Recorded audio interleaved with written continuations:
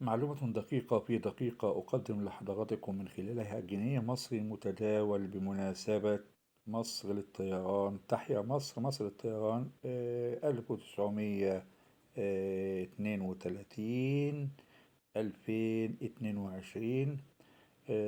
بمناسبة مرور 90 عام على إنشاء شركة مصر للطيران. الظهر عليه جمهورية مصر العربية والفئة والتاريخ 2022. آه، سكت الإصدارات في دار سك العملة المصرية ومصلحة دار السك الملكية بلندن بكتمان للسك، هنوضحهم في فيديوهات قادمة إن شاء الله رب العالمين. شكرا لحضراتكم، حسن متابعتكم، حسن إصغائكم. أتمنى أكون أضفت جنيه جديد لمعلوماتكم عن هذا الإصدار. والسلام عليكم ورحمة الله وبركاته.